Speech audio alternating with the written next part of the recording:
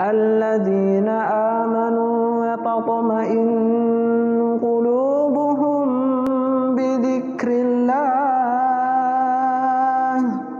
الا بذکر اللہ تطمئن القلوب۔ اسی طریقے سے ثوبان رضی اللہ تعالیٰ عنہ جو نبی کریم صلی اللہ علیہ وسلم کے خادم ہیں، فرماتے ہیں دعا نمبر 8 کہ نبی کریم صلی اللہ علیہ وسلم نے فرمایا کہ اگر کوئی مسلمان بندہ صبح و شام 3 مرتبہ یہ دعا پڑھتا ہے تو اللہ تعالیٰ پر حق ہے کہ اللہ تعالیٰ اس کو قیامت کے دن اس کو راضی کر دے، اس کو راضی کر دے۔ کیا ہے؟ رضیت باللہ ربا، میں اللہ تعالیٰ سے بحیثیت رب کہ وہ میرا پروردگار ہے، میرا معبود برحق ہے، میں راضی ہو گیا، میں راضی ہوں کہ اللہ تعالیٰ میرا پروردگار ہے۔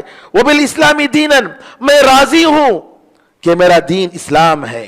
وبمحمد النبی صلی اللہ علیہ وسلم نبیا، اور کہ محمد صلی اللہ علیہ وسلم اللہ کے نبی اور اس کے آخری رسول ہیں، اللہ کے نبی اور اس کے آخری رسول ہیں۔ یہ بار بار نبی کریم صلی اللہ علیہ وسلم کے ساتھ آخری نبی یا آخری رسول کا لفظ آنا چاہیے، تاکہ آج جو فتنہ قادیانیت نعوذ باللہ جو دعویٰ کرتے ہیں کہ نبی کریم صلی اللہ علیہ وسلم کے بعد بھی کوئی نبی ہے، نعوذ باللہ اس کے خلاف ہمارے بچوں میں، اپنے لوگوں میں اس کو عام کرنے کے لیے، عقیدہ ختم نبوت کو عام کرنے کے لیے ایک نبوت کا دروازہ نبی کریم صلی اللہ علیہ وسلم کے ساتھ بند ہو گیا۔ ورنہ اگر کوئی شخص نبی کریم صلی اللہ علیہ وسلم کے بعد کسی کو نبی مانتا ہے تو اسلام کے دائرے سے وہ خارج ہے، مسلمان نہیں ہے، وہ مسلمان نہیں ہے۔ لہذا نبی کریم صلی اللہ علیہ وسلم کے ساتھ آخری نبی کا لفظ ہمیں بچوں کو بھی سکھانا چاہیے۔ لا اشہد ان لا الہ الا اللہ واشہد ان محمد رسول اللہ، ہم گواہی دیتے ہیں کہ محمد صلی اللہ علیہ وسلم اللہ کے رسول اور پیغمبر ہے، تو ہم آخری رسول اور پیغمبر ہیں، تاکہ ختم نبوت کا جو ایمان ہے وہ ہمارے بچوں میں، ہمارے دلوں میں آئے۔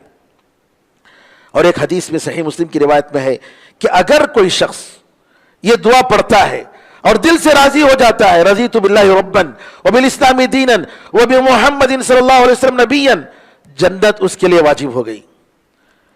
ایک تیسری روایت میں ہے کہ ایمان کا مزہ اس نے چکھ لیا، ایمان کا مزہ اس نے چکھ لیا۔ کون؟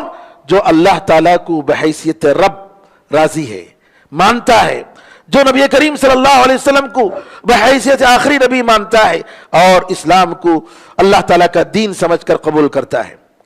دعا نمبر 9، انس رضی اللہ عنہ فرماتے ہیں کہ نبی کریم صلی اللہ علیہ وسلم نے فرمایا اگر کوئی شخص صبح اور شام یہ دعا پڑھتا ہے، اللہم انی اصبحت اشہدک واشہد حملۃ عرشک وملائکتک وجمیع خلقک، اے اللہ میں تجھے گواہی بناتا ہوں، اے اللہ میں تجھے گواہ بناتا ہوں، میں اس صبح میں نے کی اس حالت میں کہ میں نے تجھے گواہ بنایا، میں تجھے گواہ بناتا ہوں، تیرے عرش کے اٹھانے والے فرشتوں کو میں گواہ بناتا ہوں، اور تیرے فرشتوں کو، عرش کے اٹھانے والے فرشتے وہ الگ، ان کا مرتبہ الگ، تو ان کا ذکر الگ، پھر اس کے بعد تیرے فرشتوں کو میں گواہ بناتا ہوں، وہ جمیع خلقک، اور تیرے سارے مخلوقات کو میں گواہ بناتا ہوں۔